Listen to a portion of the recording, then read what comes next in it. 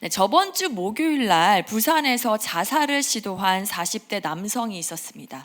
자신의 승용차 뒷좌석에 번개탄을 피워놓고 죽으려 했는데요. 그 연기가 피어오르는 것을 발견한 근처 주민과 시민들이 힘을 합쳐서 그 40대 남성을 구조했고 생명을 구할 수 있었다고 합니다. 그러니까 시민들이 한 남성의 목숨을 구한 것입니다.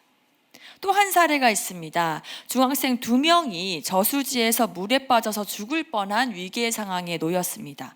그 장면을 목격한 한 대학생이 바로 물속으로 몸을 뛰어 들어가서 중학생 2명을 안전한 곳까지는 끌어냈는데 자신은 결국엔 목숨을 잃고 말았다고 합니다. 하지만 이 한 대학생이 두 중학생의 목숨을 구한 것입니다. 여러분, 이 두 사례의 공통점은 무엇입니까? 모두 목숨을 구한 사건이죠. 이 목숨을 구원받은 사람의 입장에서는 어떨까요? 생명의 은인이니까 평생 감사하며 살지 않겠습니까? 특별히 그 중학생들을 구하고 죽었던 그 대학생의 경우에는 대학생을 기억하기 위해서 해당 학교에서 그 대학생을 기억하는 기억의 벤치, 의자까지 만들려고 구상할 정도로 그 구해준 대학생에게 감사와 기억을 가지려는 모습을 보이기도 했습니다. 죽음의 위기에서 살아온 경험을 한 사람들은 알 것입니다. 이 구해준 것이 너무나 감사한 거죠.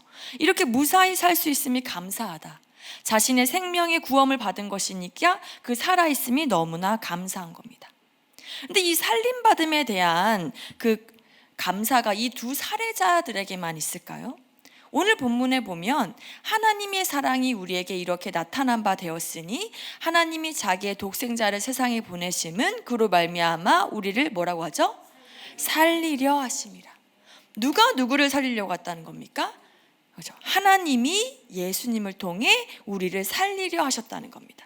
그리고 실제로 십자가에 달려 돌아가심으로 우리를 위해 죽으셨고 다시 살아나셔서 우리를 살려주셨습니다. 그러니까 우리도 살림을 받은 겁니다. 제가 초등학교 때 수영장에 갔다가 물에 정말 너무 깊어서 빠져 죽을 뻔한 적이 있습니다. 그때 너무 어떻게 겨우겨우 나왔는데요. 얼마나 물을 많이 먹었는지 막 코가 아프고 목이 아플 정도였어요. 그렇게 지금 삶에서만 죽다 살아난 거, 그 정도의 살림이 우리는 아니죠. 우리는 그 예수님 덕분에 영원한 삶, 하나님의 나라에 살게 되었습니다. 그게 얼마나 기쁜 소식이 되었는지요. 그 처음 교회가 생겼던 그 초대교회에서는 예수님이 우리를 위해 죽으시고 다시 사심이 너무 기뻐서 부활을 기념하기로 결정했고, 그 부활을 기념하기 위해서 매주 예배를 드리게 되었습니다. 그래서 그 당시에는 유대교회는 안식일을 토요일 날 지나게 되었는데 그렇지 않고 따로 일요일에 주님의 날로 섬기게 될 정도로 부활을 기념하는 주일이 생겼어요. 심지어는 그 예수님이 우리를 살려주심에 너무나 감사해서 부활절기, 절이라는 걸 지키게 됐고 부활절을 중심으로 사순절, 성령 강림주일, 주연절, 성탄절, 대림절 등이 생겨났습니다. 그러니까 초대교회에서는 예수님이 우리를 살려주심에 대한 은혜를 기억하며 감사하려는 움직임으로 가득 찼습니다. 그 흐름을 이어받은 우리도 이제는 매주일 예배를 드리고 부활절을 중심으로 여러 절기를 기념하고 있죠. 그래서 우리는 사실 그 매주일의 예수님이 우리를 살리심에 대한 그것을 기억하고 감사해야 하는 거예요. 나를 위해 죽으시고 그 살려주신 분인데 얼마나 감사합니까? 중학생들을 위해 그 죽은 대학생을 기리기 위해서도 기억의 벤치를 만드는데 우리는 더 어떨까요? 우리 제일 원초적인 그 문제, 죄를 해결해 주실 뿐만 아니라 영영 죽을 몸을 살려주신 것인데 평생을 감사하며 또 예수님의 구원을 기억해야 하지 않을까요? 이 구원에 대한 감사, 살려주심에 대한 감사는요, 주일과 부활절에만 감사하고 그러면 기억하면 될까요? 아니죠. 매주일, 매일, 매 순간 기억돼야 됩니다. 그럼 어떻게 기억해야 될까요? 알람 맞춰놓고 5분마다 하는 거죠. 알람이 띠리리 울리면 감사할 시간이네. 살려주셔서 감사합니다. 우리가 설거지를 하다가도 요리를 하다가도 누군가가 만나더라도 5분만 되면 감사합니다. 살려주셔서 감사합니다. 이렇게 기도만 하면 기억이 되는 걸까요? 아니겠죠. 매 순간 기억하는 것은 먼저는 전 이렇게 생각합니다. 한번 읽어볼까요? 네, 아까 두 사례에서 살림을 받은 사람들의 그 앞으로의 삶의 태도는 달라졌을 거예요. 죽을 뻔한 내 삶을 살림을 받았기 때문에 그 중학생들은 특별히 그 대학생의 죽음 대신에 자신들이 지금 살아 있을 수 있는 것이기 때문에 더욱 앞으로 사는 태도가 달라졌을 것입니다. 우리도 마찬가지예요. 우리는 하나님이 자기의 독생자를 세상에 보내셨다고 했어요. 그러니까 무려 하나님의 하나뿐인 아들이 목숨 바쳐 살려놓은 것이 우리의 삶입니다. 수요 예배를 드리고 있는 우리는 벌써 어른으로서의 삶을 산 지 꽤 되었습니다. 우리는 왜 태어났을까요? 우리가 지금의 나이와 지금의 환경과 지금의 거한 위치 속에서 살아가는 이유가 무엇입니까? 하루하루 닥쳐오는 일들을 열심히 걷어내고 시간이 흘러가는 대로, 세월에 따라 흘러가는 대로 살아가는 것이 우리 삶의 목적일까요? 예수님이 우리의 목숨을 살려주셨다, 이것을 모르는 삶이라면 그저 하루의 행복과 시간에 맞춰 잘 살아가는 것이 행복한 삶이라고 볼 수도 있을 것입니다. 그러나 예수님이 우리의 목숨을 살려주셨다, 이거를 아는 삶은 다릅니다. 예수님의 피값이 우리 삶에 있습니다. 하나님의 그 하나뿐인 독생자의 죽음이 나 때문에 발생한 거죠. 그러니까 더 이상 내가 사는 삶에 예수님을 제외하고 사는 삶이 아닌 것입니다. 그 예수님의 목숨값이 우리에게 전해졌습니다. 그러니까 더 이상 우리 하루하루가 그냥 버려질 수가 없는 하루인 거예요. 모든 순간에 그 예수님의 구원의 은혜가 깃들여 있습니다. 그러니까 매 순간이 너무 소중하고 그 인생을 사는 여러분들이 너무너무 소중한 거예요. 그런데 그렇게 예수님의 피값을 받았음에도 불구하고 마치 그 은혜를 입지 않은 사람처럼, 또는 쉽게 살려주심을 그냥 잊어버린 사람처럼 살아가는 모습을 예수님이 보신다면 어떤 마음이 드실까요? 아유, 내가 구해준 삶을 저렇게 흘러보내네, 내가 구해준 삶에 정작 나는 빠져있네 하시지 않을까요? 예수님이 어디 구원만 딱 해주고 야, 네 알아서 살아라 이러셨나요? 아니죠. 성령님을 우리에게 보내주셨죠. 그러면서 지금 우리 삶에 성령님이 깨닫게 해주시고 알려주시고 위로해 주시고 힘 주시잖아요. 왜 그렇게 하시죠? 우리와 함께 하길 원하시니까. 우리의 삶이 예수님께 딱 붙어서 예수님 따라가는 삶을 살기 원하십니까? 그러니까 목숨도 내어주시고 성령님도 보내주신 거 아니겠습니까? 근데 그렇게 살라고 주신 삶을 막 우리 마음대로 나의 삶으로만 여겨서 하루하루를 씨름하며 보낸다면 우리 예수님이 너무 마음 아파하시지 않을까요? 혹시 윤복희의 여러분이라는 노래 아십니까? 이 곡은 원래 복음성가로 나온 곡이라고 해요. 그래서 주님이 윤 권사님께 말씀해 주신 내용을 그대로 받아 쓴 것이라고 CTS 방송에서 말한 적이 있는데요. 그 가사를 보면 내가 만약 괴로울 때면으로 시작하죠. 그래서 내가 위로해 줄게. 내가 만약 서러울 때면 내가 눈물이 되리. 어두운 밤 험한 길 걸을 때 내가 너의 등불이 되리. 허전하고 쓸쓸할 때 내가 벗되리라. 나는 너의 영원한 형제야. 나는 너의 친구야. 나는 너의 영원한 노래야. 나는 너의 기쁨이야 라고 하죠. 여기서 나는 예수님을 가리킨대요. 그래서 그 예수님이 우리의 친구고 기쁨이야, 노래야 라고 하시는 거예요. 근데 이 마지막 노래 끝날 때 가사가 좀 다른데요. 뭔지 아세요? 만약 내가 외로울 때면 누가 나를 위로해 주지 라고 하거든요. 그러니까 여러분, 예수님은 늘 퍼주시는 입장이죠. 우리의 생명도 구해주시고 영원한 생명도 주시고 이 땅에 사는 동안에도 계속 보호해 주세요. 계속 퍼주세요. 근데 그런 예수님이 여기 가사에서는 질문을 하시는 거예요. 나는 그렇게 너에게 계속 부어주고 또 부어주는데 만약 내가 예수님이 외로울 때면 누가 위로해 주지? 라고요. 그리고 가사는 마지막으로 이렇게 끝납니다. 여러분이라고요. 그러니까 우리가. 이 예수님의 목숨값을 받은 우리에게 예수님이 원하시는 건 하나예요. 예수님과 함께하며 사는 것, 그리고 그 구원을 전하며 사는 것. 근데 그런 삶을 살고 있지 않고 내 삶, 나에게만 집중된 삶을 산다면 우리 예수님이 참 외로워하시지 않을까요? 섭섭하고 슬퍼하지 않으실까요? 우리의 삶은 보다 무게가 있는 삶입니다. 그 예수님의 목숨이 담긴 삶임을 기억하며 살기 원합니다. 두 번째, 우리가 매 순간 예수님이 우리를 살리셨다라는 것을 기억하기 위해서는 한번 읽어봐 주시겠어요? 오늘 내가 살 수 있음은 네, 우리 10절에 보면 사랑은 여기 있으니 우리가 하나님을 사랑한 것이 아니요 하나님이 우리를 사랑하사 우리 죄를 속하기 위하여 화목제물로 그 아들을 보내셨음이니라 라고 합니다.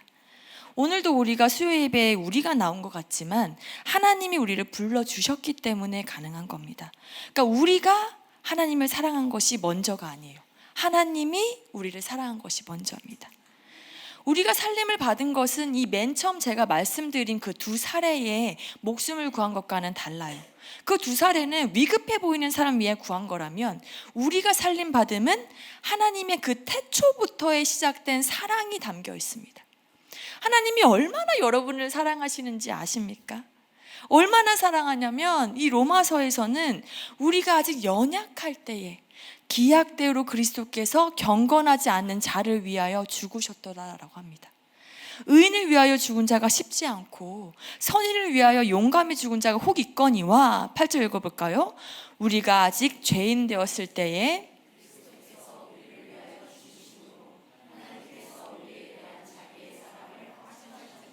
네, 심지어는 곧 우리가 원수 되었을 때에 그의 아들의 죽으심으로 우리가 화목하게 되었다고 합니다. 연약할 때, 경건하지 않을 때, 죄인 되었을 때, 원수 되었을 때, 여기서 원수는 하나님과 멀어진 상태의 그 끝, 절정을 가리켜요. 그 하나님의 뜻대로 살지 않은 반역을 저지르며 살 때에 그때에 우리를 위해 죽으셨다는 거예요. 왜? 사랑하시니까. 그러니까 우리 하나님은 이렇게 우리를 사랑하십니다. 바라기는 우리 삶이 무미건조하지 않았으면 좋겠어요. 오늘도 뻔히 예상되는 삶을 그저 흘러가듯이 살아가면서 지쳐서 살지 않기를 원합니다. 그러기에는 우리의 삶이, 여러분의 삶이 하나님의 사랑이 가득 부어졌기 때문이에요. 예전에 혹시 소개팅이나 선을 보신 적이 있으신가요? 아니면 첫 연애를 시작할 때 우리는 그 상대방에게 잘 보이기 위해서 막 우리 자신을 꾸미잖아요. 얼굴도 꾸미고 옷도 말도 행동도 다 좋게 보이려고 하잖아요. 괜히 실망할까 봐 방귀는 막 트름 이런 생리 현상도 처음부터 트지 않으려고 노력하죠. 한 번은 제가 이제 소개팅을 나간 적이 있는데 상대방 분이 바질 파스타를 드셨어요. 근데 그게 약간 초록색 크림이거든요. 그 소스가 너무 많아서 입에 묻힐 수밖에 없었는데 저는 막 열심히 닦으면서 이렇게 이야기를 하는데 그분은 막 잔뜩 이 초록색 크림을 입에 묻히면서 그런 채로 저를 막 너무 이렇게 그 야르츠는 아니지만 하여튼 좀 하여튼 집중하는 표정을 보면서 계속 말씀을 하시는 거예요.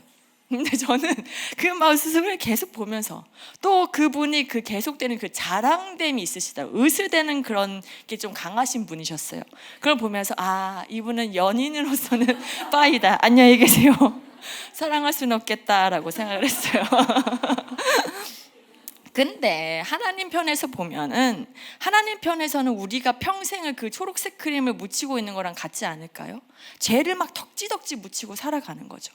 또 우리가 얼마나 막 내가 인정받기를 좋아합니까? 그런 연약함, 죄인됨, 하나님보다 나를 더 생각하는 그 원수됨 때의 상황에 늘 놓인 것이 우리인데 하나님은 그런 상황에도 사랑하기로 작정하신 거죠.